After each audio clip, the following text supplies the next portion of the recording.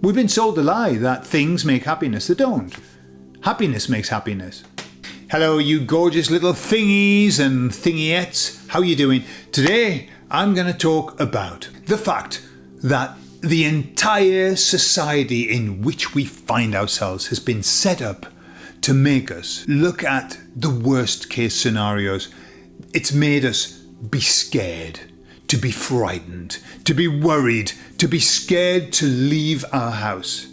And what's that all about? And how do we get over it? I'll tell you all about it on the other side.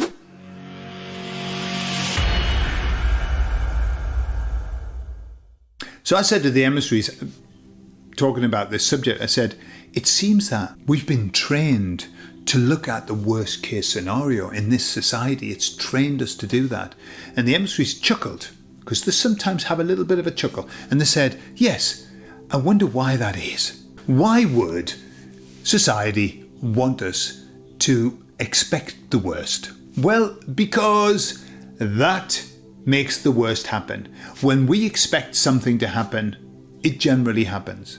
Before I start going down this road of creation and how we can create negative things and we can create positive things, I want to set something in place so that you know, so that you're not so scared about your thoughts, right? Because we have shit thoughts. If you have the thoughts that I have, sometimes I think, why am I imagining that? What are you thinking about, Gordon? It's just the way that things work. I want you to understand that negative thoughts, negative projections to the future do not have anywhere near the potential or the strength that positive thoughts have. If I were going to put it on a scale, I would say a positive thought is 100 and a negative thought is 1. Okay? This is very important to understand because we have a lot of negative thoughts. If we could manifest negative thoughts like we can manifest positive ones, our world would be filled, our life would be filled with terrible things because we have weird thoughts all of the time. But no, they manifest much slower, they've got much less energy, negative thoughts. Okay, so that puts your mind at rest. And that kind of makes sense because of the fact that everything, this devil's world that we live in, everything is set up for us to have repeated and multiple negative thoughts, fears, worries, concerns. For those who remember, you know, I was born in 1964, okay? For the first, let's say, 15 years of my life, I travelled in a car without a seatbelt. 3 kids on the back seat. We used to slide backwards and forwards. We would play, okay? Never did we have a problem. We would go outside and we would play. Our parents would send us outside and say, don't come back until lunchtime. We would play outside, we would hurt ourselves, we would graze our knees, we would have a hell of a time. And then little by little, like the totalitarian tiptoe effect, we started to have concerns imposed on us. Like you have to put a seatbelt on. In fact, we're going to fine you if you don't. But the reason that you put the seatbelt on is to keep yourself safe because driving is so dangerous. We all need to have. When I was a kid, I didn't have any of those. You know, I had an allergic reaction to something. My mum didn't get me any of those. Now it's like, if you want to live, if you want to be healthy, you've got to get all of these. You've got to get them because if not, oh my goodness, you could get measles. We all had measles. All my brothers and sisters, we all had measles, got the scars to prove it. We all had mumps. And when I had mumps, well, all of us, we would enter into such a high temperature that we would all hallucinate. I used to love the hallucinations. It was incredible. It was like, whoa, I'm really enjoying this. And now, it's bad to have those. It's terrible. In fact, I saw really interesting this investigation into this for measles. And the man was saying, so 2 children have gone off to the other side because they got measles. Yeah, 2 children have left this plane because of measles. He said, and that's terrible. That's 2 children too many. However, the children that got this for measles, it was something like 150 of them have gone off because of a negative reaction to that. And he said, I don't see the balance anymore. And it's understandable. But if you were to talk to a doctor, it's highly dangerous for you to go through life without these. It's dangerous. You are asking for it. Don't send your kids out to the street. Don't, because there are white van men who are going to take them away. Don't keep them inside. Don't do this. Don't do that. Health and safety. When, in the 80s, health and safety came into the basically the industry. Nightmare. I used to spend so much time in health and safety trying to do the paperwork, trying to stop things from happening, putting notices up. And basically what's happened is that our world has become smaller and smaller and more dangerous, perceptively dangerous. And the wonders like this, in this tiny little 15-minute city, yeah, where everything is safe as long as you don't go outside. And so we've been trained to focus on what we don't want, to focus on the dangers. Parents are so much more fearful now than they ever used to be. They didn't give a shit before. I'm sure they did give a shit, but it was like, get out. I've got to clean the floor. I've got to clean the house. Get outside.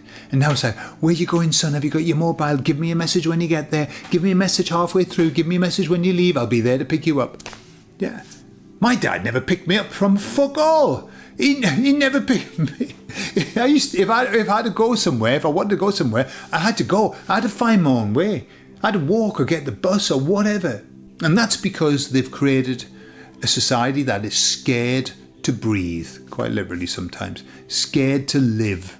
No wonder we've got so many mental imbalances now. So many people who are sad and depressed and all over. And of course, all of this has just made that a million times worse. But then we had this wave of positive thinking. The idea of positive thinking, which lots and lots of people have tried to poo-poo, and it doesn't surprise me because positive thinking is absolutely the dog's bollocks. Positive thinking makes things happen. If you've ever been around a positive thinker, they are a breath of fresh air. They make you feel better. And if you've ever been around a negative thinker, a neghead, as we call them, somebody who goes, that won't work. No, it's not a good idea. I wouldn't even go there. That's too dangerous. You lose the will to live when you're with those people. I certainly do. And when I was a manager in textiles, I started to learn all about the positive thinking. I did a course of the Minute Manager, all the books, I read them all. I learned how to say, rather than just say yes, I would say absolutely, of course. Yeah, and how are you? Instead of saying I'm very well, or even worse than that, British people are not good at overstating. Not too bad. I'm not too bad. Yeah, and we feel that that's quite good. How are you? I'm not too bad. We feel that that's quite good. It's not. I'm bad. I'm just not too bad. But I am bad. It's like when we say things in the UK, we're weird. It's terribly good. Terrible. Yeah. How can that be linked to good? And we think that that's good. It's not. But we do in the UK. It's beautiful and sunny today. Make the most of it, because it won't last. We've been trained to, really, if you want the truth of the matter, we've been trained to unmanifest good and manifest bad. That's what we've been trained to do. And it's time to stop it. It's time to pay attention to what it is that we are manifesting in our lives. And so I did all of these courses on how to be positive. And I love it. I'm an optimist. I'm a natural optimist. And I learned how to be even more optimistic. I believe that it has really served me. I believe that I've been able to manifest a happy life because I discovered how to be positive. Before that, I had a shit life. Before that, I used to bring terrible things into my life. Obviously, what I had to do was sort my shit out as well. You can't just be manifesting without having your shit sorted out. But once you get that beautiful balance of I'm balanced inside and I'm going to manifest what I want, boy, you can change your life. I'd learned about affirmations years ago. When I was in my 20s, I learned about affirmations, and then I forgot about them. And then years later, I remembered. When my life was in chaos, I remembered and I thought, wow, I know how to manifest good things into my life. But I think I forgot on purpose, because that was my plan. I wasn't meant to manifest good things into my life. I needed to go through the lessons that I needed to learn. But then I remembered and I thought, let's do this. I was bankrupt at the time. I was bankrupt. I had no work. I was delivering bread in the morning. I was working in a restaurant on a night time, and I was delivering catalogues during the day. My life was a mess. And I thought, now it's time. Now it's time. But like all manifestation, you've got to be able to believe it. And so what I did was I thought, I can believe maybe getting 3,000. I can believe that. I can, maybe. But I had no idea where that would come. I had no sources of income. And so I started to manifest, to affirm 3,000. And the affirmation was very, very simple. Thank you for the £3,000 that I have. And I imagined myself having the money. And I imagined how it feels. And I was so happy. And I did that, I would say, probably about 20 to 30 times a day. I went for it. It was just, as I was walking doom, I would just be, thank you for the 3,000, thank you for the 3,000, feeling good about it, and that.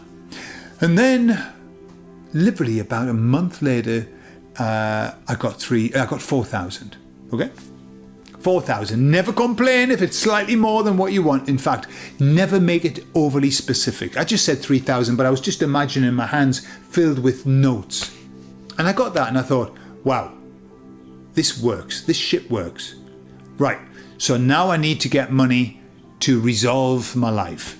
We were going to move to Spain, and I was very worried about how we were going to do it. We didn't have enough money behind us. And so I thought, let's go. Let's start manifesting. And so I decided that I was going to manifest £50,000. Where that was going to come from, I had no idea, but I didn't care, because it's not my job. This is not our job. When we want to manifest something, do not ask where it's going to come from. That just spoils it. The universe is endless. It has endless resources. You don't need to tell it where it needs to come from. In fact, I think it hampers it if you start trying to second guess where it's going to come from. So I just started affirming, thank you for the 50,000. I would see it in my account, I would see it in my hands, and I would feel it. And obviously the feeling is the most important. When you feel it, you've got to feel it as though you have it. And feel what it's like. Imagine somebody comes into the room and says, here, 50,000 just for you. How would you feel? That feeling is what you have to feel. And I would do that every single time that I remembered, I would affirm it. 50,000. But even then, a part of me was going, poof, I have no idea where this is. Where could it come from? I have no idea. But I did it. And I did it with that feeling of, hey, it's not my job to know. Let the universe decide. And then I would say, I think it was around about 6 weeks after I started, I went down to the front door and I picked up the letters, and there was a letter addressed to me, and it was from my pension company. I had a private pension with my textile company. Didn't know anything about it, wasn't expecting it until I was 65. And I opened it and it said this, the very first line said, the government is changing the legislation on private pensions, and they are making it so you can't get your private pension until you're 60, something like that. And at the time, I was 51. And they said, and I thought, well, that's a shame. Oh, well, I'm going to have to wait another 9 years, but I wasn't expecting it anyway. And then in the next paragraph, it said, however, we are going to allow you to take your pension at 52. And I was just about to turn 52. And we're going to give you a lump sum of 55,000. Well, if you'd been standing next to me there, you would have seen my knees tremble. You would have had to catch me as I fell to the floor. I was stunned by that. It was like never, and the idea of getting any money from a pension had not entered into my mind. It was not a possibility. I hadn't even thought of it. And there it was. And they paid me the money. And I moved to Spain and we had money to be able to get some renovations done on the house and everything. It was fantastic. That was when I realised that this shit works. I realised that this was not a coincidence. I had manifested that into my life. We believed so much in manifesting that my wife and I sat down. We had a vision board and we put stuff up. And we sat down and we drew our future. We drew the house that we wanted to live in. And this was at the time when I was bankrupt, by the way. We drew the cars that we wanted. We drew the children that we wanted because we were trying for children and it wasn't working. We even drew the dog that we wanted. And then we put it on the board and we looked at it and we looked at it and we all, oh, it was lovely. And we chat about it because this really helps, talking about it, making it real. And then we popped it into a box because we were packing up and we just put it in the box and everything and forgot about it. And about 3 or 4 years later, we were going through stuff and I found it and I looked at it and I thought, holy shit. Everything that we drew in that picture we have now and more. But everything, specifically everything, even down to the car that my wife drew, she had bought that car. Now, you might say, oh, well, that was just an unconscious programming. And yes, that's true. It was unconscious programming. But I believe that there's so much more to that than just your unconscious programming. My unconscious programming did not create the situation with my pension. No matter how much I programmed myself unconsciously, I wasn't going to make that happen. The universe had to make that happen. And then finally, I discovered the most important thing. I discovered after spending so much time affirming stuff into my life, things, I discovered that what I needed to affirm was happiness. Because when you're happy, you don't need anything. When you're happy, you attract lots and lots of things into your life. Things happen automatically when you are truly happy. And so my affirmation, and it still is to this day, is gratitude and happiness. And I give thanks for being happy every day. I don't affirm things anymore. Why? Because they just come. Things come. But I do affirm my happiness every day of my life. And I would commend you to do the same. If you need things, start affirming your happiness and the things. But don't leave happiness out. I've had lots of things in my life and I haven't been happy. Happiness is the number one, then things.